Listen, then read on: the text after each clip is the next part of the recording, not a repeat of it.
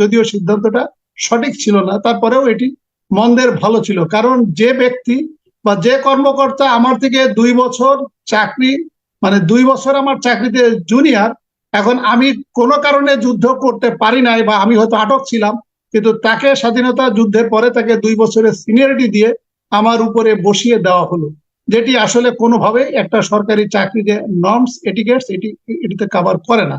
তারপরেও আমি এটি নিয়ে বেশি একটা সমালোচনা করছি না। ওই সময় সরকার যেটা ভালো ভেবেছিলেন, ভালো বুঝেছিলেন, তারা এই কাজটি করেছে। এরপরে বাংলাদেশের ওই সময়কার সরকার যারা রণাঙ্গনে যুদ্ধ করেছিল তথা ইন্টেলেকচুয়ালি বা বিভিন্নভাবে যুদ্ধ করেছিল, মুক্তিযোদ্ধা হিসেবে যারা খেতাবপ্রাপ্ত, তাদেরকে বলা হয়েছিল যে সরকারি চাকরিতে তাদেরকে 30% কোটা দেওয়া হবে। এবং এই 30% কোটা দেওয়ার পরিপ্রেক্ষিতে অনেক সময় দেখা যায় 1991 সালের পর থেকে যে নিয়োগগুলো হয়েছে, তখন দেখা যেত যে যারা 1991 সালে বিসিএস পরীক্ষার জন্য অ্যাপ্লিকেশন করেছে তখন তাদের বয়স 30 অতিক্রান্ত হয়ে গেছে। ওই ক্ষেত্রে মুক্তিযোদ্ধাদের আর পাওয়া যাচ্ছিল না পরবর্তীতে, তখন এই কোটাগুলো খালি রাখা হতো এবং যারা মেধাবী ছিল মেধাবীদের মাধ্যমে এই কোটাগুলো বিতরণ করা। 96 সালে আওয়ামী লীগ পাওয়ারে আসার পরে তখন ওনারা বললেন যে তাদের ছেলে মেয়ে, মুক্তিযোদ্ধাদের ছেলে মেয়েদেরকে এই কোটা বিতরণ করা হবে এবং এই কোটার মাধ্যমে অনেক অযোগ্য লোক পুলিশ, সিভিল অ্যাডমিনিস্ট্রেশন, জুডিশিয়ারিতে নিয়োগ দেওয়া হয়েছে। এবং এরপরে 2001 থেকে 6 সাল পর্যন্ত যখন কোটা পূরণ হতো না, তখন এটা ওই যে বিএনপি যারা মেধাবী ছিল তাদেরকে নিয়োগ দিতেন। এরপরে আওয়ামী লীগ আবার 2008 সালে বা 2009 সালে পাওয়ারে আসার পরে উনি আরো আরেক ধাপ নিচে নেমে গেলেন, বললেন যে মুক্তির যোদ্ধাদের নাতি নাতনিদেরকেও এই সুযোগ সুবিধা দেওয়া হবে। তখন স্টুডেন্টের পক্ষ থেকে জোরালো আন্দোলন করা হলো যে 100টা সরকারি চাকরির ভিতর যদি 30 জন নাতি নাতনিদেরকে যদি দেওয়া হয়, তাহলে এই সংখ্যাটা তো লতায় পাতায় অনেক বেশি হয়ে যায়। এই ক্ষেত্রে 2018 সালের একটি আন্দোলনের পরিপ্রেক্ষিতে ইমিডিয়েট ইলেকশনের আগে, 2018 সালে ইলেকশনের আগে সরকার বাধ্য হয়েছিল প্রথম শ্রেণী এবং দ্বিতীয় শ্রেণীর মুক্তিযোদ্ধাদের কোটা বাতিল করতে। তবে সরকার বলেছিল যে 9 থেকে 13 নম্বর গ্রেড পর্যন্ত, নবম হচ্ছে প্রথম শ্রেণী, দশম, একাদশ, 12 এবং ত্রয়োদশ, এই 4টি গ্রেড হলো দ্বিতীয় শ্রেণীর কর্মকর্তা। তখন তারা বলেছিল যে 14 থেকে 20 পর্যন্ত তৃতীয় এবং চতুর্থ শ্রেণীর কর্মচারীদেরকে নিয়োগ এই মুক্তিযোদ্ধার কোটা বহাল থাকবে। এখন প্রশ্ন হচ্ছে যে এটার আইনগত ভিত্তি কি? সাইফুল সাগর, এটি আমি মনে করি যে 1971 সালে ওই সময় সরকার যে সিদ্ধান্তগুলো নিয়েছে সেটা নিয়ে আমি এখন ডিবেট করছি না। তাদেরকে 2 বছর সিনিয়রিটি দেওয়া হয়েছে, তাদেরকে বিভিন্ন পদকে ভূষিত করা হয়েছে, তাদেরকে মুক্তিযোদ্ধা ভাতা দেওয়া হচ্ছে, এটা নিয়ে আমার কোনো ডিবেট নেই, আমার কোনো বিতর্ক নেই। কিন্তু এখন এই যে 2018 সালে সরকার যে সিদ্ধান্তটা গ্রহণ করেছে, আমি মনে করি যে এই সিদ্ধান্তটা সঠিক ছিল। এবং এই যে মুক্তিযোদ্ধাদের যে কোটা 30% দেওয়া হচ্ছে, 1971 সালে বঙ্গবন্ধু শেখ মুজিবুর রহমান যে কাজটি করেছিলেন, এটাও কিন্তু সংবিধানের স্পিরিটের সাথে যায় না এবং এটা সংবিধানের ভায়োলেশন। এবং এখন যে হাইকোর্ট যে আদেশটি দিয়েছেন, এখন হাইকোর্ট কোন গ্রাউন্ডে আদেশটা দিয়েছেন সেটি ডিটেলস জাজমেন্ট আমার পক্ষে সংগ্রহ করা সম্ভব হয় নাই, কারণ জাজমেন্টটা আসে আরো পরে। তবে পত্রিকায় যে ভাষ্য দেখেছি সেখানে পত্রিকাতে বলা হচ্ছে যে হাইকোর্টের পক্ষ থেকে বলা হয়েছে, বা যিনি রিটকারী উকিল ওনার অ্যাডভোকেট উনি বলেছেন যে এটা মুক্তিযোদ্ধাদের নাকি অবমাননা করা হচ্ছে, হেয় করা হচ্ছে, অসম্মান করা হচ্ছে। সাইফুল সাগর, প্রত্যেকটা মানুষ কিন্তু আইন দ্বারা নিয়ন্ত্রিত। ইভেন প্রধানমন্ত্রীকেও সংবিধান মানতে হবে, আইন মানতে হবে। ইভেন হাইকোর্টের বিচারক ইনক্লুডিং চিফ জাস্টিসকে তাকে আইন মানতে হবে। ইভেন রাষ্ট্রপতিকেও আইন মানতে হবে। শুধুমাত্র আমাদের বাংলাদেশের সংবিধানের আর্টিকেল 51 অনুসারে মহামান্য রাষ্ট্রপতিকে শুধুমাত্র ক্ষমতা দেওয়া আছে যে উনি যতক্ষণ পর্যন্ত তার চেয়ারে অধিষ্ঠিত থাকে ততক্ষণ পর্যন্ত তার বিরুদ্ধে সিভিল বা ক্রিমিনাল মামলা রুজু করা যায় না। কিন্তু এটার অর্থ এই নয় যে উনি ইমিউন। উনি যখন রাষ্ট্রপতির পদ থেকে অপসারিত হবেন অথবা ওনার পদের মেয়াদ যখন শেষ হয়ে যাবে, তখন ওনার এই অপরাধের জন্য সাধারণ অপরাধীর মতো তারও ইনভেস্টিগেশন হবে, ট্রায়াল হবে এবং তারও জুডিশিয়াল প্রক্রিয়া সম্পন্ন করতে হবে। এটির অর্থ হচ্ছে যে কেউ আইনের ঊর্ধ্বে না, আইন দ্বারা নিয়ন্ত্রিত। সাইফুল সাগর, আমাদের সংবিধানের 29 ধারাতে কি বলা হচ্ছে আমি একটু আপনার মাধ্যমে আমার বিজ্ঞ যে 3 জন প্যানেল আছে ওনাদেরকে আমি বলতে চাচ্ছি, প্লাস জনগণকে আমি বলতে চাচ্ছি। দেখেন, আমাদের সংবিধানের 29 ধারাতে যেটা বলা হচ্ছে সরকারি নিয়োগ লাভের সুযোগের সমতা, এখানে বলা হচ্ছে 29-1 বলা হচ্ছে প্রজাতন্ত্রের কর্মে নিয়োগ বা পদ লাভের ক্ষেত্রে সকল নাগরিকের জন্য সুযোগের সমতা থাকবে। তার মানে কাউকে আপনি ডিফাই করতে পারবেন না, ডিনাই করতে পারবেন না, সবাইকে সুযোগ সুবিধা সমানভাবে দিতে হবে। এবং এটি আমাদের সংবিধানের আর্টিকেল 27-ও বলা আছে যে all are equal in the eye of law. এবং এখানেও বলা হচ্ছে প্রজাতন্ত্রের কর্মে নিয়োগ বা পদলাভের ক্ষেত্রে সকল নাগরিকের জন্য সুযোগের সমতা থাকবে। 2 বলছে কেবল ধর্ম, গোষ্ঠী, বর্ণ, নারী পুরুষ ভেদ বা জন্মস্থানের কারণে কোনো নাগরিকের প্রজাতন্ত্রের কর্মে নিয়োগ বা পদ লাভের অযোগ্য হইবেন না, কিংবা সেই ক্ষেত্রে তাহার প্রতি বৈষম্য প্রদর্শন করা যাইবে না। এই সেকশনের 3 ধারায় সাইফুল সাগর আমি আপনার দৃষ্টি আকর্ষণ করছি এবং বিজ্ঞ আলোচকদের দৃষ্টি আকর্ষণ করছি। এই ধারার 29-3 যেটা বলা হচ্ছে এই অনুচ্ছেদের কোনো কিছুই নাগরিকের যে কোনো অনগ্রসর অংশ যাহাতে প্রজাতন্ত্রের কর্মে উপযুক্ত প্রতিনিধিত্ব লাভ করতে পারেন সেই উদ্দেশ্যে তাহার অনুকূলে বিশেষ বিধান প্রণয়ন করা হতে খ কোন ধর্মীয় বা উপসম্প্রদায় ভুক্ত প্রতিষ্ঠানে উক্ত ধর্মাবলম্বী বা উপসম্প্রদায় ভুক্ত ব্যক্তিদের জন্য নিয়োগ সংরক্ষণের বিধান সম্বলিত যে কোনো আইন কার্যকর করা হতে গ যে শ্রেণীর কর্মের বিশেষ প্রকৃতির জন্য তাহা নারী বা পুরুষের পক্ষে অনুপযোগী বিবেচিত হয় সেই ক্ষেত্রে যে কোনো শ্রেণীর নিয়োগ বা পদ যথাক্রমে পুরুষ বা নারীর জন্য সংরক্ষণ করা হতে রাষ্ট্রকে নিবৃত্ত করা যাবে না। এটির অর্থ হচ্ছে, আমি একটু আপনাকে সহজভাবে বলি, সেটি হলো আমাদের যদি কোনো অনগ্রসর জাতি থাকে বা গোষ্ঠী থাকে, যেমন উপজাতির ক্ষেত্রে যদি সরকার কোনো কোটা প্রবর্তন করে তাহলে এটি সংবিধানের 29 ধারায় বলা হচ্ছে করতে পারবে, সরকার বা রাষ্ট্র এটা করতে পারবে।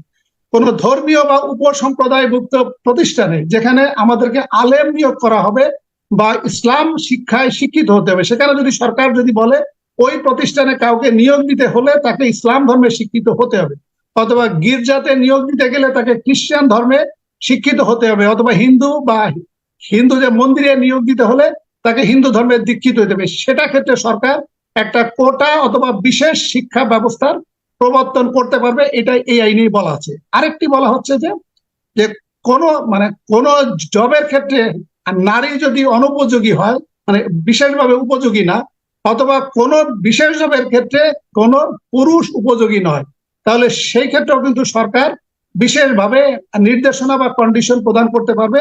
এই ক্ষেত্রে রাষ্ট্র বা সরকারকে নিবৃত্ত করা হয় না। কিন্তু আপনি সংবিধানের, আমি দাড়ি কমা সেমিকোলন সকল বিষয়ে আমি দেখেছি, মুখস্থ করেছি, আমি কোথাও মুক্তিযোদ্ধাদের 30% কোটা, ইভেন 1% কোটা, ইভেন 0.001% কোটা প্রদান করতে হবে, এটি আমাদের সংবিধানের, আমাদের প্রচলিত কোনো আইনে এটি বিদ্যমান নাই। এটি বলার উদ্দেশ্যটা হলো যে তাহলে মহামান্য আদালত 2 জন বিজ্ঞ বিচারক যে এই জাজমেন্টটা দিলেন, তাহলে কি উনি কি সংবিধান কি মানবেন না? উনি মুক্তিযোদ্ধাদেরকে অসম্মান করা হচ্ছে, অবমাননা করা হচ্ছে। সরকার 2018 সালে যে সঠিক সিদ্ধান্তটা নিলেন সেটা উনি বললেন যে এটা অবৈধ ঘোষণা করা হলো। বা এর আগে তো 30% কোটা ছিল, ওটা কিসের ভিত্তিতে ছিল তাহলে? সেটাই তো রদ করা হয়েছিল 2018 সালে, এখন যেটা আবারও পুনর্বহালের চিন্তা করছে বা রায় দিয়েছে। এটি যে 2018 সাল পর্যন্ত ছিল, এটিও কিন্তু অসাংবিধানিক ভাবে ছিল। আমি মুক্তিযোদ্ধাদেরকে অবমাননা করছি না সাইফুল সাগর, আমি হেয় করছি না। আপনি তাদেরকে দরকার হলে প্রত্যেককে 1 কোটি করে টাকা দিয়ে দেন, আপনি দরকার হলে তাকে 50 লক্ষ টাকা দিয়ে দেন, আপনি দরকার হলে তাকে পূর্বাঞ্চলের যতগুলো প্লট আছে প্রত্যেকে দিয়ে দেন, আপনি দরকার হলে তাকে বীর শ্রেষ্ঠ, বীর প্রতীক, বীর উত্তম, আপনার যে সমস্ত রাষ্ট্রীয় পদবি আছে, রাষ্ট্রীয় উপাধি আছে, আপনি তাকে নিয়ে সম্মানিত করেন। আপনি দরকার হলে প্রতি 26শে মার্চ, 16ই ডিসেম্বর তাদেরকে রাষ্ট্রীয় পদকে আপনি ভূষিত করেন, সম্মানিত করেন, এতে আমাদের 18 কোটি জনগণের কোনো আপত্তি নাই। কিন্তু আপনাকে যেখানে সংবিধান এই অধিকার দেয় নাই, 1971 সালের সরকার এটিও অসাংবিধানিক কাজ করেছিলেন। তারপরেও মন্দের ভালো যে আন্দোলনের পরিপ্রেক্ষিতে শেখ হাসিনা 2018 সালে ওনার ভুল বুঝতে পেরে, যে ওনার বাবা যে ভুল করেছিলেন, এবং পরবর্তীতে প্রত্যেকটা সরকার এটা কন্টিনিউ করেছেন। তারপরেও মাঝখানে যে বিএনপি 2 বার পাওয়ারে ছিলেন, বিএনপি কিন্তু এই কোটায় 30% যখন লোক পাওয়া যেত না, আসলে তো যোগ্য লোক পাওয়া যেত না, তখন এই কোটাগুলোকে মেধাবী কোটায় বন্টন করা হতো। কিন্তু এখন আওয়ামী লীগ এই কাজগুলো করেছে মূলত তাদের দলীয় নেতাকর্মীদেরকে নিয়োগ দেওয়ার জন্য এই মুক্তিযোদ্ধা কোটাকে ব্যবহার করা হচ্ছে, যেটা সংবিধানের স্পিরিটের সাথে যায় না। এখন আমার প্রশ্ন হচ্ছে যে আমাদের এখানে একজন বিজ্ঞ আইনজীবী আছে, অ্যাডভোকেট মামুন মাহবুব, ওনার কাছে আমি প্রশ্ন রাখতে চাচ্ছি যে আমাদের যখন কোনো বিচারক বা কোনো আইনজ্ঞ যখন কোনো আইন ব্যাখ্যা বিশ্লেষণ করেন, তখন আইন ব্যাখ্যার ক্ষেত্রে সাইফুল সাগর অনেকগুলো প্রিন্সিপাল আছে। তার ভিতরে একটা ইম্পর্টেন্ট প্রিন্সিপালটা হচ্ছে, জাজদের উদ্দেশ্যে বলা হচ্ছে যে জাজ can not make any law, জাজ can not interpret any of the law of his own way, he has to interpret the law keeping in mind the intention of the parliament when act was passed. তার মানে আমার 1972 সালে সংবিধানটা যখন অনুমোদন হয়েছে পার্লামেন্টে, তখন সংবিধানের যে স্পিরিট ছিল সেখানে কিন্তু মুক্তিযোদ্ধাদেরকে কোটা দিতে হবে, এই আমার সংবিধানের স্পিরিটে কিন্তু 72 সালের সংবিধানে কিন্তু বলা ছিল না। এবং অদ্যবধি যে আমাদের যে 15টা সংশোধনী হয়েছে, কোন সংশোধনীতে আমাদের মুক্তিযোদ্ধাদের যে বিশেষভাবে কোটা প্রবর্তন করতে হবে এটি কিন্তু বলা হয় নাই। তাহলে সেই ক্ষেত্রে আমাদের হাইকোর্টের দুইজন বিজ্ঞ বিচারক, আমি মনে করি যে আদেশটি দিয়েছে, এই আদেশটি আইনসম্মত হয় নাই, সঠিকভাবে হয় নাই, এবং এটা সংবিধান বিরোধী এবং সংবিধানের স্পিরিটের সাথে যায় না। এখন আপনি যে প্রশ্নটি করলেন যে এটি আসলে কেন করা হয়েছে, কিন্তু সংবিধানের স্পিরিটের কথা যে বললেন, সংবিধানের স্পিরিট আপনার মুক্তিযোদ্ধাদের সম্মান, এগুলি তো স্পিরিটের সাথে যায় ন্যাচারালি। আমি জানি না, আমি পার্টিকুলারলি জানি না যে কোনো আইন আছে কি না বা কনস্টিটিউশনাল ভাবে নির্দেশনা আছে কি না, যেহেতু আপনি বলছেন নাই, ওখানে স্পিরিটের কথা বলা আছে, সেই স্পিরিটের প্রেক্ষিতে কি এই ধরনের কোনো সুবিধা দেওয়ার কোনো সুযোগ আদালত নিতে পারে কিনা? আমি তো সাইফুল সাগর আপনার সাথে আমি দ্বিমত পোষণ করছি না। আপনি মুক্তিযোদ্ধাদেরকে সম্মানিত করেন, আপনি দরকার হলে তাদেরকে একটা করে প্লট দেন, আপনি গাড়ি দেন, আপনি তাদেরকে বিভিন্ন রাষ্ট্রীয় পদকে আপনি তাদেরকে ভূষিত করেন, আমাদের তো কোনো আপত্তি নাই। কিন্তু আপনার যেখানে সংবিধানে আপনাকে বলা নাই কোটার ক্ষেত্রে, সেক্ষেত্রে আপনি এটা রাজনৈতিকভাবে ব্যবহার করছেন। এখন প্রশ্ন হচ্ছে যে তাহলে এখন এই মুহূর্তে এই বিষয়গুলোকে আবারও সামনে আনা এবং এর আগে সুবিধা দেওয়া এবং সুবিধাকে তুলে নেওয়া, আবারও সুবিধা দেওয়া, এর পেছনে আপনি রাজনীতিটাকে গুরুত্ব দিচ্ছেন, রাজনৈতিক কোনো উদ্দেশ্য আছে বলে মনে করছেন? আমি যেটা মনে করি, সরকার আদালতকে ব্যবহার করছে, কারণ সরকার এখন বেনজির এবং আজিজ এবং আনার ইস্যুটা তো অনেকদিন হয়ে গেল, মানুষকে এখন একটু, মানুষ ক্লান্ত হয়ে গেছে, মানুষকে এখন একটু সুখ দিতে যাচ্ছে যে তোমরা তো এই বিষয়টা নিয়ে অনেক দেখলে, অনেক আলোচনা করলে, এখন তোমাদেরকে নতুন একটা বিষয় আমরা প্রযোজনা করব। এখন দেখেন, এইটার জাজমেন্ট হওয়ার সাথে সাথে দুই পক্ষকে রাস্তায় নেমে গিয়েছে। এক পক্ষ বলছে আমরা হাইকোর্টের আদেশ মানি না, আরেক পক্ষ বলেছে যে হাইকোর্ট মুক্তিযোদ্ধাদেরকে যথেষ্ট সম্মান প্রদর্শন করেছে এবং এটি থাকতে হবে। এটি যেমনটি করেছিলেন, বুয়েটের রাজনীতি চলবে কি চলবে না, সেখানে বুয়েটের 99% স্টুডেন্ট কিন্তু তারা পরীক্ষা দিতে আসে না এবং তারা বলেছে আমরা হাইকোর্টের আদেশ মানি না। তাহলে কি আমাদের কি আদালত কি জনগণের পালস কি বুঝতে পারে না? যেখানে 99% হাইকোর্টের আদেশ মানে না, সেই ক্ষেত্রে হাইকোর্টেরও বা উচ্চ আদালতেরও এমন কোনো আদেশ বা এমন কোনো জাজমেন্ট দেওয়া উচিত না যেটা নিয়ে বিতর্ক তৈরি হবে এবং যেটা নিয়ে বিতর্ক সৃষ্টি হবে। এবং এটি তো কোনো সংবিধানে, উনি যেটা বললেন যে মুক্তিযোদ্ধাদেরকে অসম্মান করা হচ্ছে, আমিও সাইফুল সাগর অসম্মান করতে চাই না, আমি ওনাদেরকে যথেষ্টভাবে সম্মানিত করতে চাই। তাহলে আপনি ছাত্রদের যে দাবি, মানুষের যে উনি যুদ্ধ করেছিলেন যে ব্যক্তি, উনি হয়তো এখন জীবিত নাই, তাহলে তার নাতি নাতনির প্রতি আপনি 100টা চাকরির ভিতর 30টা চাকরি তাদেরকে আপনি বন্টন করবেন, এটি আসলে কোনোভাবে আমাদের যে সংবিধান, আমাদের যে গণতন্ত্র, এবং যতটুকু শুনেছি যে এই রায়ের মধ্যে যেটি ফোকাস করা হয়েছে বা সবচেয়ে বেশি গুরুত্ব দেওয়া হচ্ছে শুধুমাত্র মুক্তিযোদ্ধাদের পরিবার এবং তাদের সন্তান সন্ততিদেরকে এই 30% যে কোটা, এটির সুবিধা দেওয়ার জন্য বলা হয়েছে। কিন্তু আপনি যে কনস্টিটিউশনের কথা, সংবিধানের কথা বলেন, সংবিধানে কিন্তু যাদের কথা বলা হয়েছে বিশেষ করে তাদের ব্যাপারে এই রায়ে কোনো কিছু ইঙ্গিত করা হয়নি। যেমন ক্ষুদ্র নৃগোষ্ঠীর জন্য 5%, অনগ্রসর জেলার বাসিন্দাদের জন্য 10%, নারীদের জন্য 10%, প্রতিবন্ধীদের জন্য 1%, এই বিষয়গুলি কিন্তু এই রায়ে এখন পর্যন্ত যত পূর্ণাঙ্গ রায় বের হয়নি, যদিও সেটাকে আমি পাশে রেখেই বলছি, এখন পর্যন্ত যে রায়, যে আদালত থেকে যেটা বলা হয়েছে সেখানে